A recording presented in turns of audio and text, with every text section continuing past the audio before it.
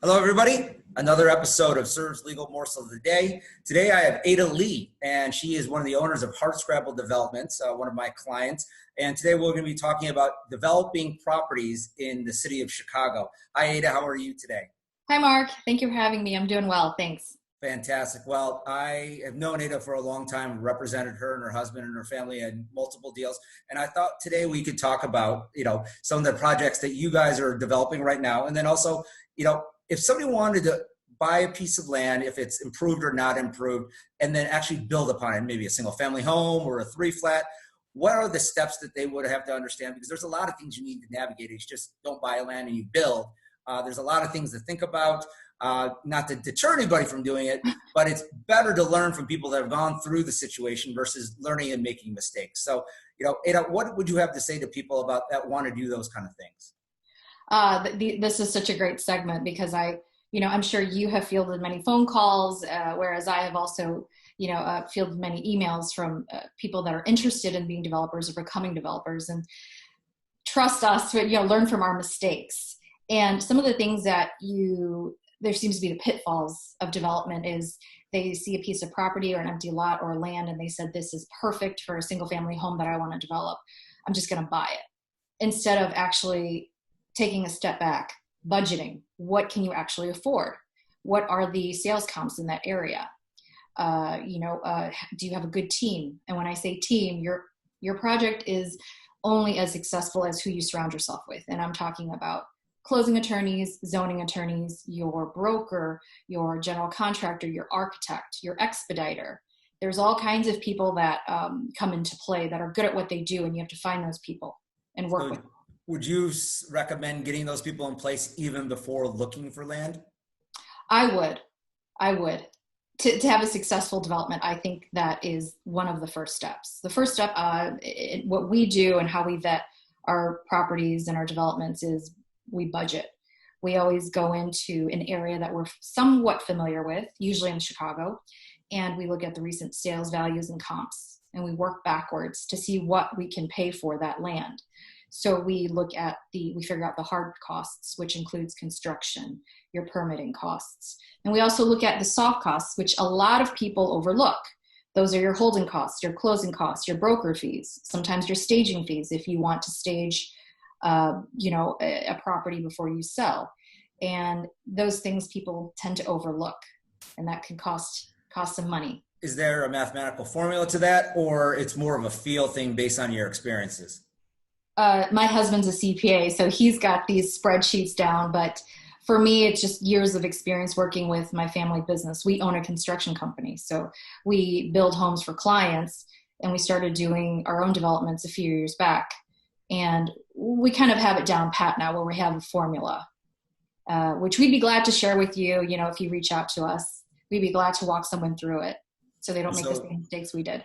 Based on that, if a piece of land or something you're going to use as a tear down is up on the MLS, you can take your analysis and determine if it's overpriced, underpriced, or priced just right then, correct? Correct. Like we said, we always back into the land value, the cost that we would we would be able to pay to make this work. Yes. Okay. Let's assume that there is an improved portion to a piece of land, and then you're probably going to knock it down. Can you talk about what it costs to knock buildings down and all those things? Depending on the type of building, if it's a frame versus a brick, there's a cost variation, but you're looking at anywhere from 15 to 25 to 30,000 because you have to pull the permits. You have to do the utility shutoffs, water and gas. And then there is the removal. And sometimes there might be abatement. If there is asbestos tiles, that's something that you have to abate before you wreck. Okay, fantastic. So let's say you're buying a vacant piece of land. Now, there are a lot of people that test the soil. Can you talk a little bit about testing the soil and maybe doing a phase 1 and phase 2? We've only had to do that once or twice. We tend to look for properties in places that are more residential. Those types of phase 1, phase 2 soil tests are usually for commercial or land that is around commercial industrial areas. But those can cost a pretty penny too. I believe back in the I would say 2010, we did a phase 1 soil test, and it was in the few thousands easily. Okay. So now somebody's found a piece of property, they can build on it. What's the next step after that, Ada? Uh, well, before you even build on it, trying to find out if it's buildable is also a hurdle that I think some people overlook. They see a vacant land and they think, perfect, I'll buy it. You have to make sure that the land was actually subdivided, meaning that it's not still attached to the adjacent property. We ran into that recently with a property that we purchased, and it took about a year for us to hire zoning attorneys, subdivide it, and then have to rezone it to get the correct lot lines and setbacks and variances for us to build. So that's something that you have to keep in mind when you see an empty lot that you like. And you have to check the current zoning to see if it's zoned correctly. If not, you have to take into account a zoning attorney going through the process. That can take a few months, up to 9 months for some of us. And it's about $10,000 to hire an attorney to go through the whole process of rezoning a property. Okay. But once you do that and you're good to go, you then have to hire an architect, work with someone who's within your budget and is timely, that can actually, produce the work on time. We've had some issues with some architects that we worked with that weren't familiar with some of the codes within the municipality that we're building in. But once you find that architect, they're as good as gold, and you stick with them. And they usually work with expediters who kind of like are a specialty. They're a cottage industry in Chicago, and they help architects and homeowners get their permits, basically. And so would you recommend that people have their architect only after the zoning has been determined, or can they run concurrent with one another? They can run concurrent with one another, because part of the whole, if you have to change your zoning process, that can take anywhere from 6 to 9 months.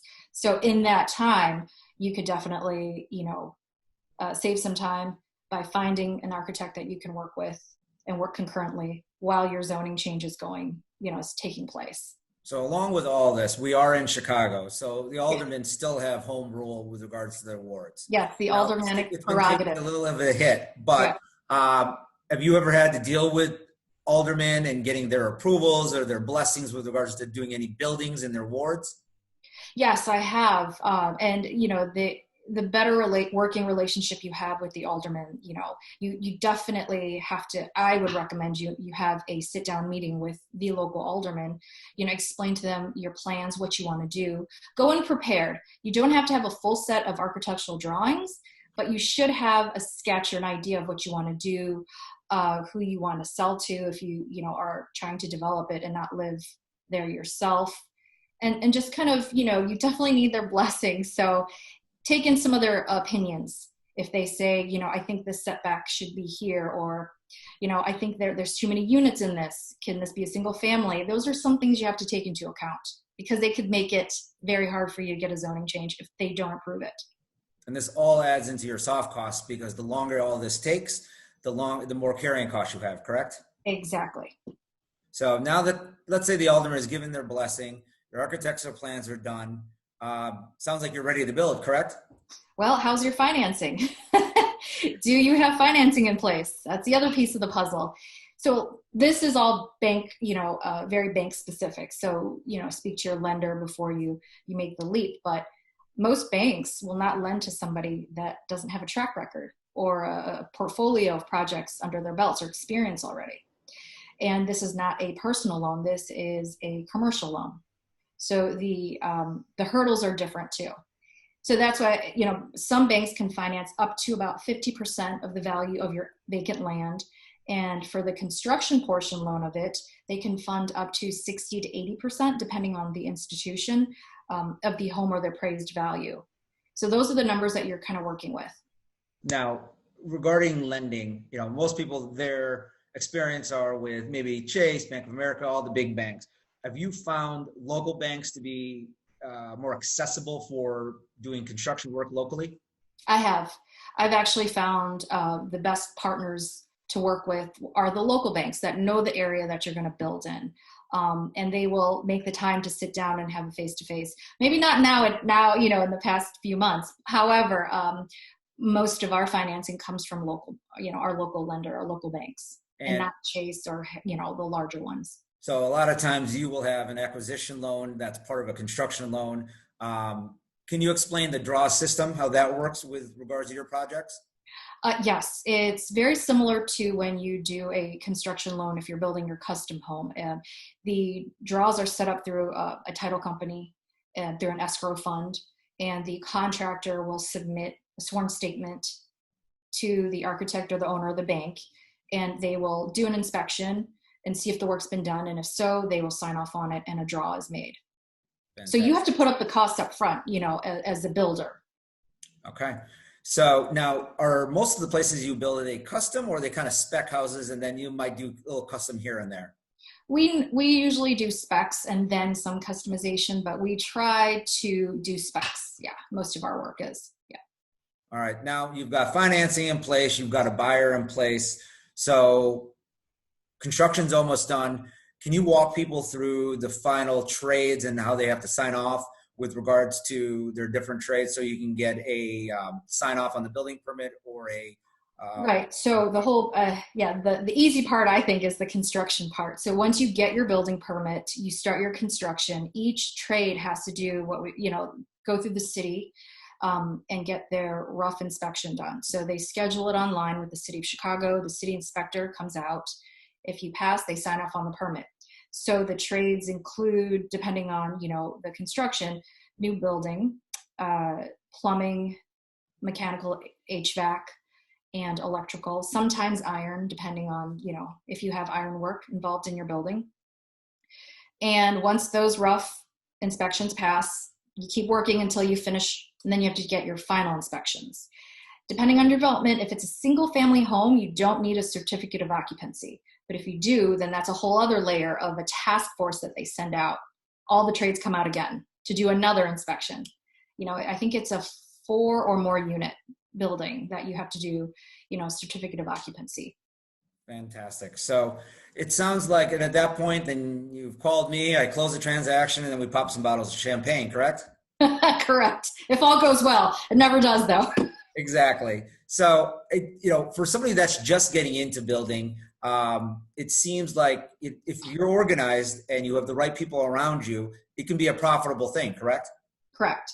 Fantastic. But it also can, just like any other investment, you could lose your shirt too. Yes. I feel like every project we do, and we've had years of experience, there is always a hiccup.